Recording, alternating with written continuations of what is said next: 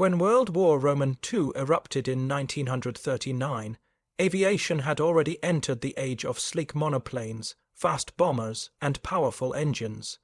The era of the biplane with its double wings and open cockpits seemed to have faded into history. Yet, to the surprise of many, biplanes continued to play vital roles throughout the conflict. Despite being considered obsolete by the late 1930s, these aircraft proved effective in several military operations, particularly in reconnaissance, naval warfare, and ground attacks. Their design, though old-fashioned, offered certain aerodynamic and tactical advantages in low-speed missions, short takeoffs, and operations from improvised airstrips. This article explores why biplanes remained valuable assets during WW2, examining their design strengths, combat adaptability, and the missions that showcased their enduring utility in an era dominated by faster, more modern planes. The biplane configuration was a hallmark of early aviation. Featuring two main wings stacked one above the other, this design provided greater lift and structural strength compared to early monoplanes. In the interwar years, engineers continued refining biplane designs, creating aircraft like the British Fairey Swordfish and the Italian CR.42 Falco. Though slower, these machines were highly maneuverable and rugged, ideal for short, range and carrier-based operations. The extra lift from the dual wings allowed for slower stall speeds and better control at low altitudes, a feature that proved invaluable for certain types of WW2 missions. In essence, the biplane's aerodynamic simplicity and structural durability made it a reliable platform when technology and tactics demanded precision over speed. Perhaps the most famous biplane of WW2 was the Fairey Swordfish, nicknamed the Stringbag. Despite its outdated appearance, this British torpedo bomber played a pivotal role in naval warfare. Entering service in the mid-1930s, it was still in front-line use when war broke out. In 1940, Swordfish aircraft from the Royal Navy's Fleet Air Arm launched the daring attack on the Italian fleet at Taranto, crippling major warships in harbor. This operation not only demonstrated the biplane's striking potential, but also inspired Japan's later attack on Pearl Harbor.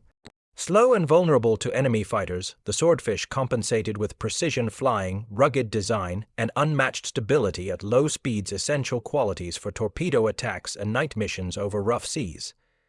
Italy's Fiat CR.42 Falco stood as one of the last operational fighter biplanes of WW2. Sleek, fast for its class, and beautifully maneuverable, it embodied the pinnacle of biplane fighter design. The CR.42 served on multiple fronts from the skies over North Africa to the Mediterranean and even the defense of Italy itself. Though outmatched by faster monoplane fighters like the Spitfire or Bf-109, the Falco proved deadly in skilled hands, especially in close-range dogfights and ground attack missions. Its light frame and agility made it ideal for quick strikes and evasive maneuvers. Pilots often praised its ability to out-turn most opponents, even when lacking raw speed. The CR.42 showed that under certain conditions, the biplane's old virtues could still compete in a modern war. One of the key reasons biplanes remained effective during WW2 was their suitability for reconnaissance missions. Aircraft such as the Soviet Polikarpov Po-2 and British Tiger Moth were adapted for observation, artillery spotting, and courier duties. Their slow speed, which was a disadvantage in air combat, became an advantage in surveillance operations, allowing pilots to loiter over enemy lines and gather intelligence with remarkable accuracy. Furthermore, the biplane's ability to take off and land on short, rough airstrips made it invaluable in remote or rapidly shifting battlefronts. These aircraft often operated at night or in poor weather, when their low-speed handling and stability provided safer flight conditions than more advanced but less forgiving monoplanes. The Polikarpov Po-2, a humble Soviet biplane, became one of the most iconic light aircraft of WW2. Initially designed as a trainer and utility aircraft, the Po-2 was pressed into combat during the German invasion of the Soviet Union. Its most famous operators were the Night Witches, the all-female 588th Night Bomber Regiment. These pilots flew low, level night raids over German positions, using the Po-2's quiet wooden frame and low speed to evade detection. German soldiers reportedly compared the sound of their approach to sewing machines in the night. Despite carrying only small bomb loads, the Po-2's psychological and tactical impact was immense. Its simplicity, resilience, and ease of maintenance allowed Soviet forces to produce thousands, proving that a low-tech biplane could still terrorize a high-tech enemy. Naval warfare during WW2 presented unique challenges that biplanes were surprisingly well suited to meet. Their short takeoff and landing capabilities made them ideal for use on aircraft carriers and catapult-launch ships. The Fairey Swordfish, for example, could operate from small escort carriers and even merchant ships converted for military service. Its ability to fly slowly and steadily allowed precise torpedo delivery and reconnaissance over open waters. In 1941, Swordfish aircraft famously crippled the German battleship Bismarck, disabling its steering and enabling its destruction by British surface ships. Such feats underscored that, even in an era of rapid technological change, skillful use of older aircraft designs could yield decisive results in combat at sea. The low-speed flight characteristics of biplanes made them excellent for night operations and low-visibility missions. In darkness, speed was less important than control and stability, both qualities that biplanes possessed in abundance. The open cockpit design allowed pilots to better sense the airflow and engine behavior, while their slower stall speed made takeoffs and landings safer under limited visibility. The Soviet and British Air Forces exploited these features extensively for harassment bombing, supply drops, and training sorties. Enemy radar systems, still in their developmental stages, often struggled to detect slow-moving aircraft like the Po-2 or Swordfish, giving these biplanes an unintentional stealth advantage. Ironically, what made them outdated by daylight standards made them perfect tools for the shadow war of the night skies.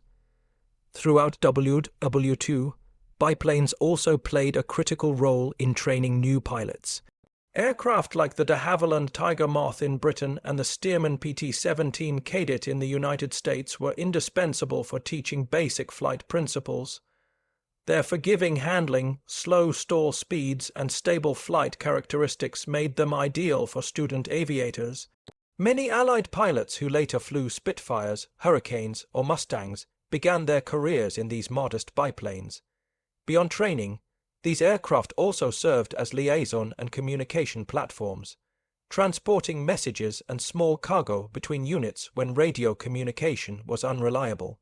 Thus, even as the frontline role of biplanes diminished, they remained foundational to the war's aviation infrastructure. One of the overlooked reasons biplanes endured through WW2 was their ease of production and maintenance. Compared to advanced monoplanes with complex retractable landing gear and metal skins, biplanes often used simple wood and fabric construction.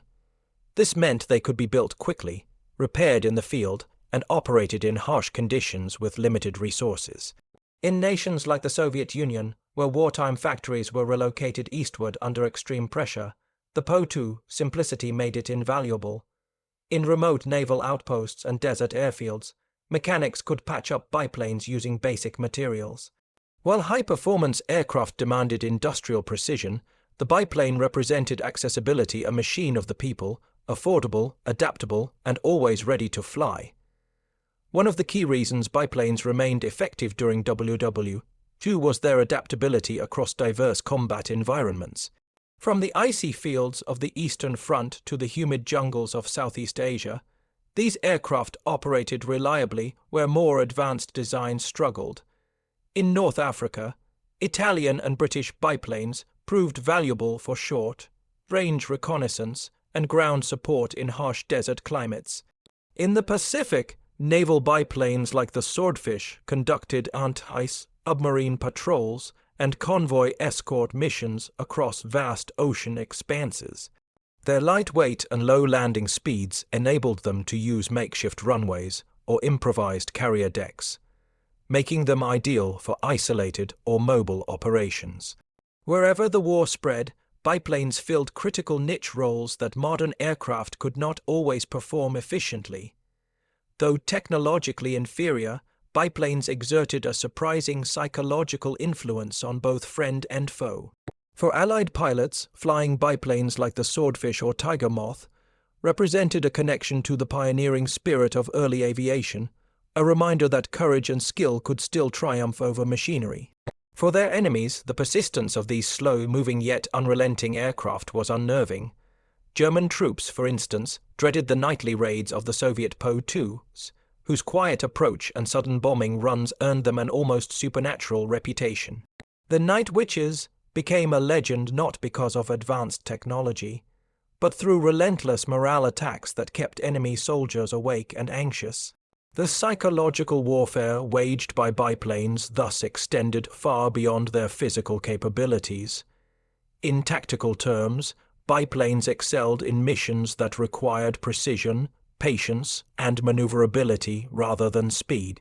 Their ability to fly and turn at low speeds allowed pilots to attack small targets, such as convoys, bridges, and field positions with remarkable accuracy. In contrast, faster monoplanes often overshot or struggled to stabilize during low-altitude attacks.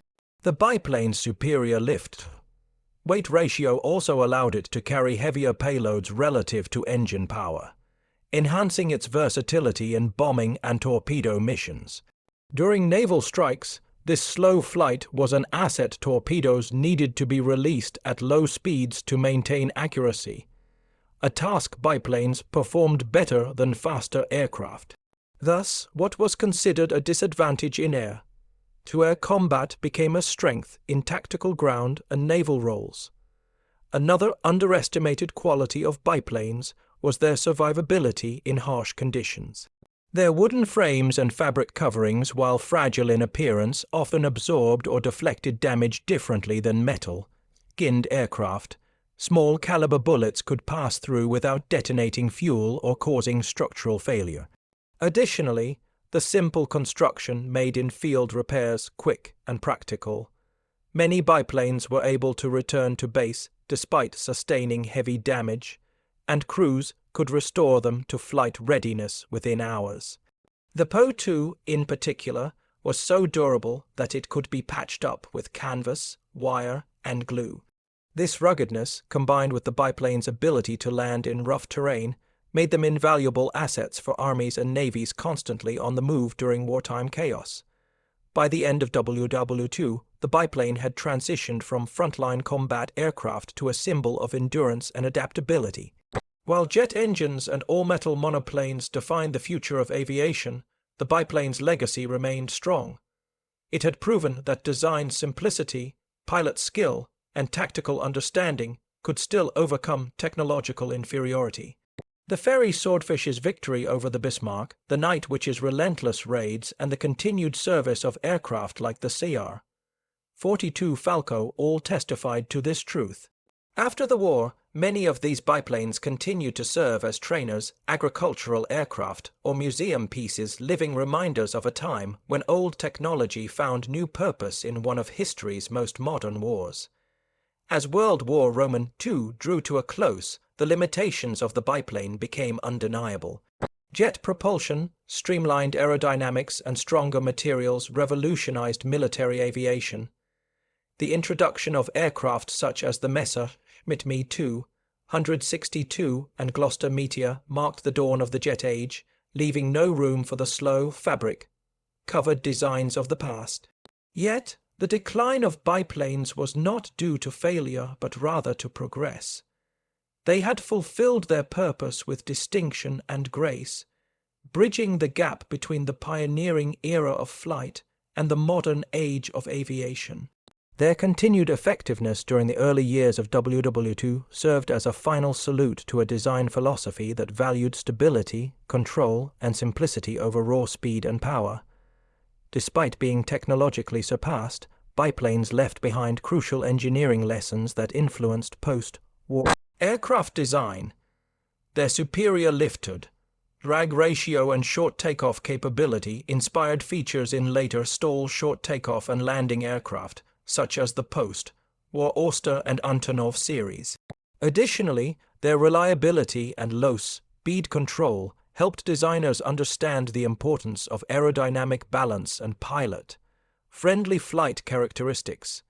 The emphasis on maintainability, a hallmark of biplane construction, also carried forward into utility and transport aircraft. Even as aviation entered the jet era, engineers continued to apply principles refined during decades of biplane development, proving that these forgotten flyers contributed more than just nostalgia to aviation history. For many WW2 aviators, biplanes represented a deep personal connection to flying. Pilots trained on aircraft like the Tiger Moth often described them as pure flying machines, responsive, honest, and intuitive. The open cockpit experience offered a direct bond between pilot and sky, an intimacy lost in later pressurized, instrument-driven cockpits. Veterans frequently recalled that mastering a biplane taught them essential flying instincts, the feel of the wind, the sensitivity of the controls, and the discipline of manual navigation. These lessons carried over when they transitioned to faster monoplanes. In this sense, the biplane was not only a weapon of war, but also a classroom in the art of aviation, shaping a generation of pilots who would later define modern flight. After WW2, thousands of surviving biplanes found new life in civilian roles. Many were repurposed as crop dusters, mail carriers, training aircraft, and even stunt planes in post-war airshows. Their rugged simplicity and low operating costs made them ideal for peacetime industries and emerging air services in developing nations. Some models, like the Polikarpov Po-2, continued flying for decades in agricultural and utility roles. Museums across the world preserved notable examples, celebrating their wartime service and technological heritage. In the skies above small towns and rural fields, the hum of a biplane's radial engine became a nostalgic echo of an era when these aircraft defended nations and inspired countless aviators. In the grand narrative of World War II aviation, biplanes occupy a unique and honorable place.